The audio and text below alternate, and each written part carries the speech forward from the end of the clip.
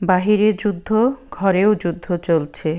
একদিকে যুদ্ধের ভয়াবহতা, কখন কি হয়, অপরদিকে বৃষ্টিতে পানিবন্দী মানুষ।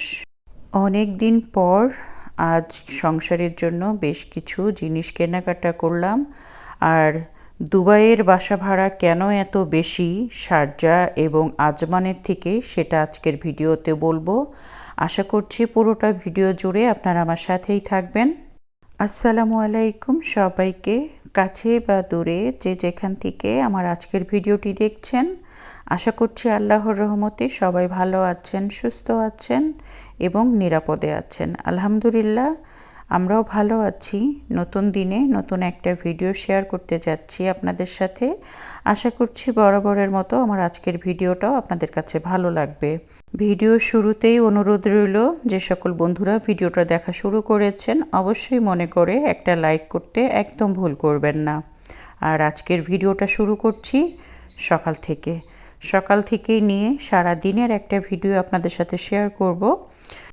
আসলে সারাটা দিন অনেক বৃষ্টি হচ্ছিল। বিকালের দিকে একটু বৃষ্টিটা কম ছিল, তখন একটু নিচে নেমেছিলাম। আর আজকে সারাদিন সংসারের সেরকম কোনো কাজ করিনি। সারাদিন বৃষ্টি দেখেছি ঘরে বসে বসে। যেহেতু পেট আছে, ক্ষুধা আছে, তাই দুপুরবেলা জাস্ট একটু খিচুড়ি আর একটু গরুর মাংস রান্না করা হয়েছিল।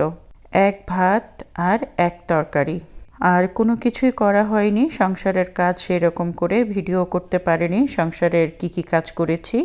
কিন্তু আমি বিকালের দিকে একটু নিচে এসেছিলাম, সাথে আপনাদের ভাইয়াও ছিল আমার সাথে আর কি। ওকে জোর করে এই যে দেখতে পাচ্ছেন কি কিউট কিউট জিনিস, এই সবটাতে নিয়ে এসেছিলাম। আর কোনো কিছুর যদি অফার দেখি অনেক খুশি খুশি লাগে, সব কিছু কিনে আনতে মন চায়। এই শপটা হচ্ছে আমাদের বাংলাদেশে যে বেস্ট বাই আরএফএল এর শপ আছে না, ওই ধরনের একটা শপ এটা। যেহেতু শপটা দুবাইয়ে, তাই নামের একটু ভিন্নতা আছে, কিন্তু জিনিসপত্র ভিতরে সব একই রকমের। আমি যখন বাংলাদেশে যাই আরএফএল এর এই দোকানগুলোতে, আমি সবগুলোতে আর কি আমি ঢুকি, সেম যেই ক্যাটাগরির যেই কোয়ালিটিফুল জিনিস এখানেও সেম কোয়ালিটিফুল জিনিস এখানেও পাওয়া যায়, কিন্তু প্রাইস খুবই রিজনেবল। ঘর সাজানোর সমস্ত কিছু জিনিস এখানে পাওয়া যায়। একটা সংসারের যাবতীয় জিনিস যা যা লাগবে সব কিছু এখানে আছে, এবং খুবই অল্প প্রাইসে এখান থেকে কিনে নেওয়া যায়। দামে সস্তা, মানে ভালো এই জিনিসগুলো। আর এইখানে আসলে কিছু না কিনে যেতেই পারি না। এইবার তো ঈদে আপনাদের ভাইয়াকে লাখ টাকা খরচ থেকে মানে ওকে বাঁচিয়ে দিয়েছি, কারণ আমরা কোনো শপিং করিনি। ওই যে ভয় আর একটা মায়া কাজ করছিল টাকার প্রতি, যে আমাদের এখন যেই অবস্থা চলছে, এই সময় টাকা পয়সা খরচ করাটা ঠিক হবে না। অনেক কিছুই চিন্তা ভাবনা করে এইবার আর আমি শপিং করিনি, শুধুমাত্র দুবাইয়ের এই পরিস্থিতির কারণে। কিন্তু আপনাদের ভাইয়া ওই যে ভেবে বসে আছে আমরা যে কেনাকাটা করিনি, ভয় পেয়েছি, তাই কোনো কিছু কিনতে গেলেই ও আমাদেরকে বলে, না না এখন কিছুই কেনা যাবে না, পরিস্থিতি ভালো হয়নি এখনও। আজকে এই শপটাতে এসেছি, কি সুন্দর কিউট কিউট অনেক জিনিস আছে, আমার ভালো লেগেছে। আমি কেনাকাটা করছি আর আপনাদের ভাইয়া আমার দিকে তাকাচ্ছে, না না না পয়সা বেশি খরচ করো না, এরকম করে বলছে। তো ওর সাথে একটু রাগারাগি করেই আমি সংসারের জন্য বেশ কিছু আজকে একটু জিনিস কিনেছি, কারণ আজকে 1 মাসের উপরে হয়ে গিয়েছে আমি কোনো কিছু কেনাকাটা করিনি। আর খুবই রিজনেবল, একদম অল্প টাকার জিনিস কিনেছি এখান থেকে। কি জিনিস কিনেছি আপনাদের সাথে বাসায় যেয়ে শেয়ার করব, দেখবেন। খুবই অল্প টাকার এবং খুবই সিম্পল জিনিসগুলো এখান থেকে কিনেছি, যেগুলো আমার দরকার লাগবে ঠিক সেই জিনিসগুলোই কিনেছি। মনে হচ্ছে যুদ্ধ বাহিরে লাগেনি, যুদ্ধ ঘরে লেগেছে। যাই হোক, আপনাদেরকে এখন দেখাবো বাসায় যে কি জিনিসগুলো কিনেছি। আর আপনাদেরকে কিন্তু আমি কথা বলতে বলতে সবটা ঘুরিয়ে দেখাচ্ছি। এখানে অনেক সুন্দর সুন্দর জিনিস আছে। আমাকে কিন্তু কষ্ট করে আর দূরে কোনো মার্কেটে যেতে হয়নি, এই শপটা আমার বাসার নিচেই। আর দূর দূরান্ত থেকে মানুষ আমার এই বাসার নিচে আসে এই শপটাতে রিজনেবল প্রাইসে জিনিসগুলো কিনতে। আর এই যে দেখেন, এগুলো কি খুব একটা বেশি টাকার জিনিস? খুব অল্প টাকার জিনিস, এগুলো খুবই সিম্পল জিনিস যেগুলো দরকার। তো হাঁটতে হাঁটতে যেয়ে কয়েকটা জিনিস ভালো লাগলো। আর আমরা মেয়ে মানুষ তো বুঝেনি, এই ধরনের দোকানে গেলে বা শপে গেলে আমরা কিন্তু জিনিসপত্র কিনি, অল্প হোক বেশি হোক একটু কিনি। এই যে আমার দুটো স্যান্ডেল কিনে নিয়ে আসছি, আমি একটু পরে আবার দেখালাম। আর এই জায়নামাজগুলো কিনে নিয়ে আসছি, এগুলো কিন্তু একটু অন্যরকম মোটা, কারণ নামাজ পড়তে গেলে দেখা যায় উঠা বসা করলে না নিতে একটু প্রবলেম হয়, পাতলা জায়নামাজ। আর এগুলো একটু ভারী জায়নামাজ, নিতে কোনো রকম স্পট পড়বে না, সেই জন্য একটু মোটা দেখে এই জায়নামাজগুলো নিয়ে আসলাম। এটা তো একটা কাজেরই জিনিস, তাই না? আর আমার যে হেল্পিং হ্যান্ড আছে ও ইদানিং খুব ফাঁকিবাজি হয়ে গিয়েছে, ওকে দিয়ে কোনো কাজ করানো যায় না। ওর পিছে পিছে তো আর আমি ঘুরতে পারি না, আর এত খেয়ালও করতে পারি না। ও কী করে, মোছামুছির কাজটা খুব ফাঁকি দেয়, যার কারণে আমার বেডরুমে ড্রেসিং টেবিল আর সাইড টেবিলের জন্য আমি এই যে এই ম্যাটটা কিনে নিয়ে এসেছি। ম্যাটটা খুব ভালো লাগলো, যেহেতু সাদার উপরে হালকা একটু ব্রাউন কালারের, মানে আমার পর্দার সাথে ম্যাচিং করা খাটের সাথে একটু ম্যাচ হয়েছে দেখে আমি কিনেছি। এই যে আমি সুন্দর করে যতটুকু লাগবে আমি কেটে নিয়েছি, বাকি এতটুকু বেঁচে গিয়েছে। তো এটা আমি রেখে দেব, কখনো সাইড টেবিলের এগুলো যদি ময়লা হয়ে যায় তখন আবার এটা কাজে লাগবে। আর বৃষ্টির দিনে না এতটা অলস লাগে, কোনো কাজ করতে ভালো লাগে না। দুপুরে খাওয়া দাওয়া করেছি কিন্তু কোনো কিছু ওইরকম করে গুছিয়ে রাখিনি। আর আমার কিচেনের জ্বালানাটা তো অনেক বড়, একটা সাইড দিয়ে হালকা করে বৃষ্টির পানি আসছিল, যার কারণে আমার কিচেন থেকে এই যে ফ্লাওয়ার ভেসটা নিয়ে এসে টেবিলে রেখে দিয়েছি। আর বুঝতে পারলাম না, এখানে না বিল্ডিংগুলো কি দিয়ে তৈরি করে আমি জানি না, বাংলাদেশে কিন্তু এরকম পানি আসে না। এখানে যদি জোরে বৃষ্টি হয় তাহলে দেখা যায় জানালার সাইডগুলো দিয়ে পানি কিন্তু ঘরে ঢুকে যায়। আর এই যে দুপুরে বললাম না খিচুড়ি রান্না করেছিলাম, গরুর মাংস রান্না করেছিলাম, এগুলো এইভাবেই রেখে দিয়েছি। এখন আমি এগুলো ফ্রিজে রেখে দেব। আর আপনাদেরকে এখন দেখাবো বারান্দায় নিয়ে যেয়ে, এই যে দেখেন আমার গাছগুলোর কি হালত হয়ে গেছে।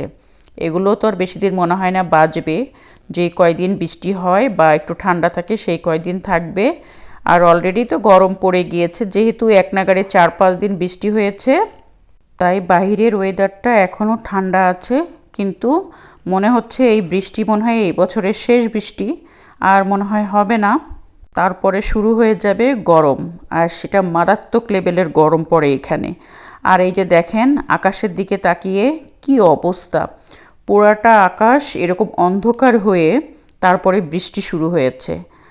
এতটা ভয়ঙ্কর আকাশের দিকে তাকালেই প্রচণ্ড ভয় লাগছিল। আপনাদেরকে একটু দেখাই, আপনারা দেখেই বুঝতে পারবেন কি অবস্থা।